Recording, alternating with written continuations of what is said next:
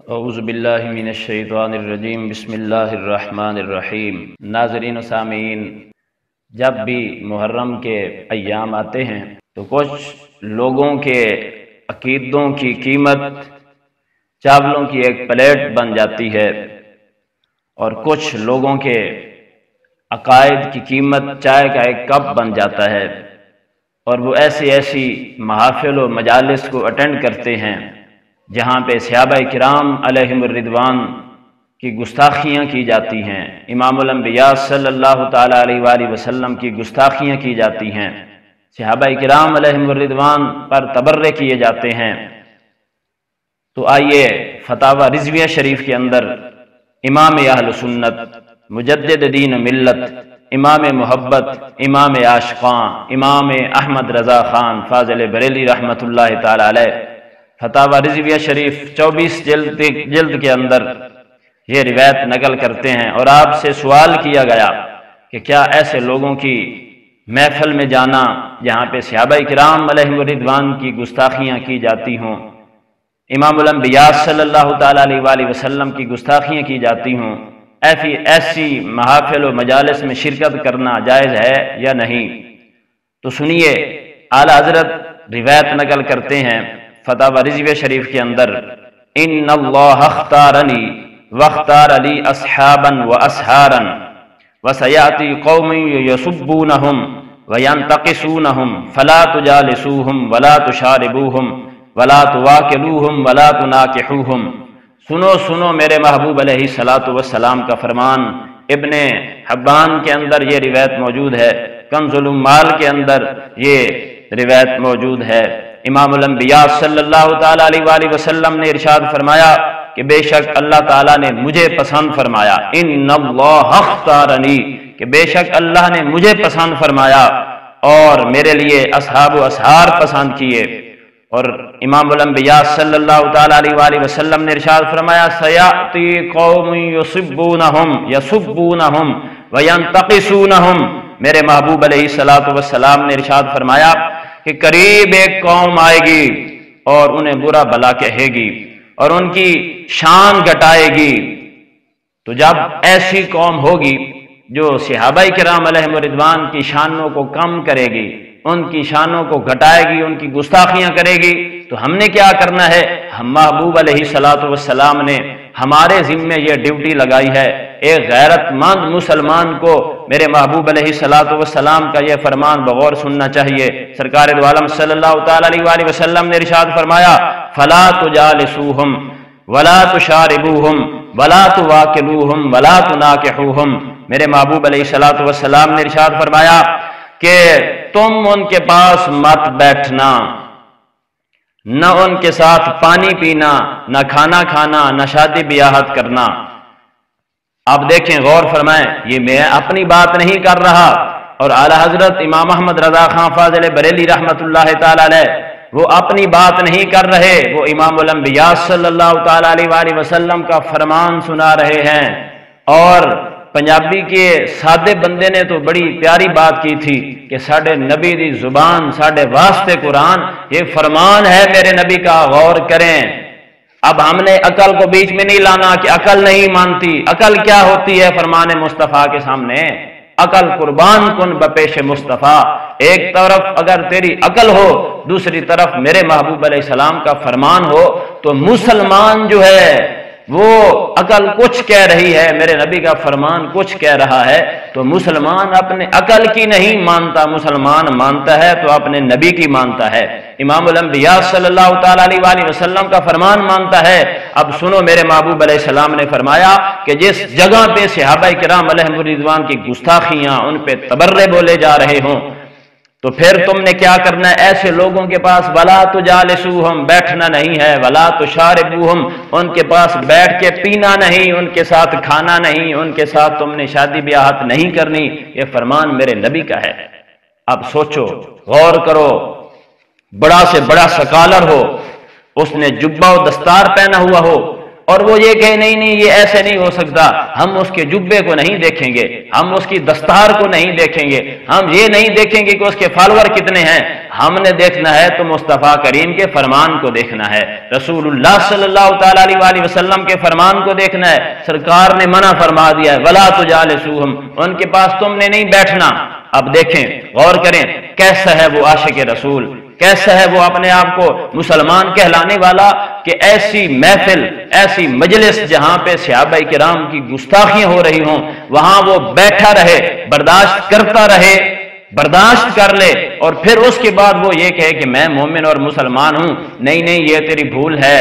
صحابہ کرام کی گستاخیاں، اہل بیت کرام کی گستاخیاں جہاں پہ ہو رہی ہوں، اگر آپ وہاں بیٹھیں اور ان کو برداشت کر لیں، پھر اپنے آپ کو آپ مسلمان کیسے کہلا سکتے ہیں؟ اگر تیرے سامنے تیرے باپ کی گستاخی کی جا رہی ہو تو ایک غیرت مند بیٹا اس جگہ پہ اگر اس سے بدلہ نہ لے سکے گستاخی کرنے والے سے، اگر اس کا سر نہ پھاڑ سکے تو کم از کم وہ اتنا ضرور کرتا ہے، غیرت مند بیٹا حلال کا نطفہ وہ اس جگہ سے اٹھ جاتا ہے۔ تو بات قابل توجہ یہ ہے کہ کہاں باپ، کہاں امام الانبیاء صلی اللہ تعالی علیہ وآلہ وسلم کی ذات بابرکات، کہاں وہ اول الصحابہ، امام الصحابہ سیدنا ابو بکر صدیق رضی اللہ تعالیٰ عنہ جن کی صحابیت کے تذکرے اور قصیدے قرآن پڑھ رہا ہے، کہاں وہ سیدنا امیر المومنین عمر فاروق رضی اللہ تعالیٰ عنہ کی ذات بابرکات، کہاں سیدنا عثمان غنی ذو النورین، کہاں مولا علی المرتضیٰ شیر خدا رضی اللہ تعالیٰ عنہ کی ذات بابرکات، کہاں اہل بیت کی ذواتیں، کہاں حسنین کریمین جن کے متعلق میرے نبی نے فرمایا تھا الحسن والحسین سیدا شباب اہل الجنہ، حسن اور حسین جنتی جوانوں کے سردار ہیں۔ تو میرے بھائیو غور فرماؤ، ان عظیم ہستیوں کی جہاں پہ گستاخیاں کی جا رہی ہوں، امہات المومنین کی جہاں پہ گستاخیاں کی جا رہی ہوں، ایسی جگہ پہ بندہ بیٹھ کے وہ سن لے، برداشت کر لے، یہ کیسے ہو سکتا ہے؟ جس طرح باپ کی گستاخی نہیں برداشت کر سکتے تو یہ ایمان کی غیرت کا تقاضا ہے کہ ہم رسول اللہ صلی اللہ تعالی علیہ وآلہ وسلم کی گستاخی بھی برداشت نہ کریں، اور جو کر لیتا ہے وہ ایمان والا نہیں ہو سکتا۔ تو میرے بھائیو غور فرماؤ، ان دنوں کے اندر اکثر ایسی مجالس و محافل ہوتی ہیں جہاں پہ ان لوگوں کی گستاخی، ان عظیم ہستیوں کی گستاخیاں ہوتی ہیں، تو ہمیں ان مجالس کے قریب نہیں جانا چاہیے، ان مجالس میں جا کے بیٹھنا نہیں چاہیے۔ اگر ہمارا یہ ہے کہ لنگر جا کے کھائیں گے تو اس سے تو بہتر ہے بندہ زہر کھا لے، اس سے بہتر ہے کہ بندہ بھوکا رہ لے، اس سے تو بہتر ہے بندہ ایک چٹنی کے ساتھ کھانا کھا لے، لیکن غیرت مند بندہ یہ گستاخیاں برداشت نہیں کر سکتا۔ تو اعلی حضرت امام احمد رضا خان فاضل بریلی رحمت اللہ تعالی علیہ ملت کی مسلمانوں کو اور جوانوں کو یہ پیغام دے رہے ہیں کہ خبردار ایسی محفل کے قریب مت جانا جہاں پہ سر عام یہ گستاخیاں کی جا رہی ہوں۔ اور پھر دوسری بات، صحبت کا بڑا اثر ہوتا ہے، صحبت کا بڑا اثر ہوتا ہے۔ مولانا فرماتے ہیں صحبت سالے ترا سالے کند، صحبت تالے ترا تالے کند، نیک بندے کی صحبت بندے کو نیک بنا دیتی ہے، برے بندے کی صحبت بندے کو برا بنا دیتی ہے۔ اور وہ فرماتے ہیں دور شو از اختلاط یار بد، یار بد بدتر بود از مار بد، وہ فرماتے ہیں جب تک ہو سکے برے ساتھی سے دور رہ، جب تک ہو سکے برے ساتھی سے دور رہ، کیونکہ برا ساتھی برے سانپ سے بھی برا ہے۔ اور وہ فرماتے ہیں مار بد تنہا ہمیں برجاں زند، یار بد برجان و بر ایمان زند، وہ فرماتے ہیں کیونکہ برا سانپ صرف جان کو ڈستا ہے جبکہ برا ساتھی جان و ایمان دونوں پہ ضرب لگا دیتا ہے۔ تو اس لیے صحبت کا بڑا اثر ہوتا ہے۔ اگر آپ ایسے دوست بنائیں گے جو گستاخ ہیں، گستاخ صحابہ ہیں، گستاخ اہل بیت ہیں، گستاخ رسول ہیں، اگر آپ کی یاری ایسے لوگوں کے ساتھ ہے تو پھر ان کی صحبت کا آپ پہ اثر ہو جائے گا۔ اور اگر آپ کی دوستی اور آپ کی یاری اللہ والوں سے ہے،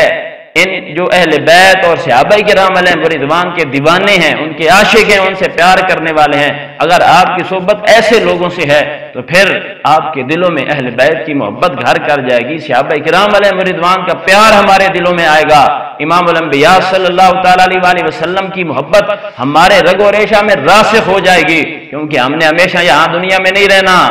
بالآخر موت ہے، کل نفس ذائقۃ الموت، ہر نفس نے، ہر ذی روح چیز نے موت کو چکھنا ہے، ہم نے مرنا ہے، اللہ کی بارگاہ میں حاضر ہونا ہے۔ کل قیامت والے دن یہ بھنگ پینے والے، شراب پی کے صحابہ کرام علیہم رضوان پہ،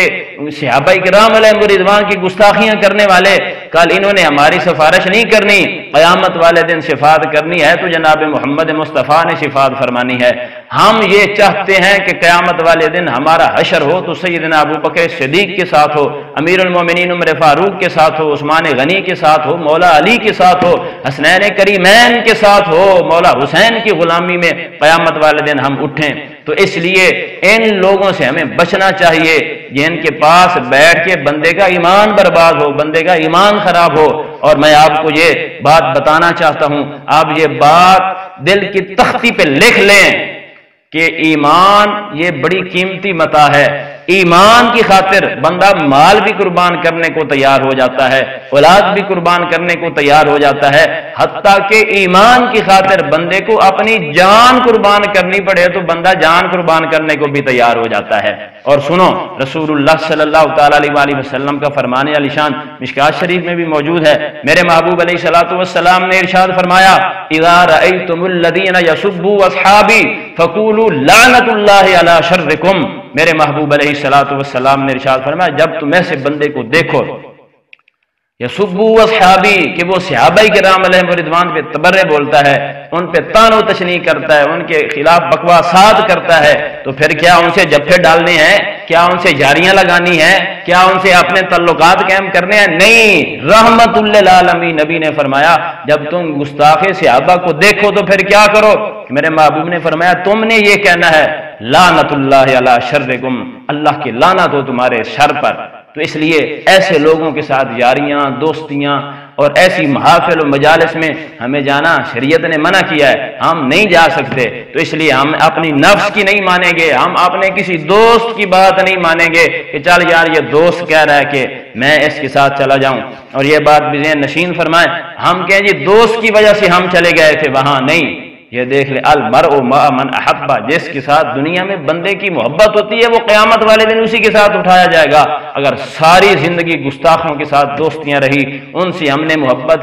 کی، محبت کرتے رہے تو قیامت والے دن انہی کے ساتھ ہم اٹھیں گے۔ اور اگر ہماری یاریاں، محبتیں، ہمارے تعلقات اللہ والوں سے ہوں گے تو قیامت والے دن ہمارا حشر بھی اللہ والوں کے ساتھ ہوگا۔ اللہ تعالیٰ ہمیں توفیق عمل عطا فرمائے، اللہ تعالیٰ ہمیں صحابہ و اہل بیت کی محبت عطا فرمائے، اور ان کی غلامی میں ہمیں قیامت والے دن اللہ رب کائنات اٹھائے، آمین۔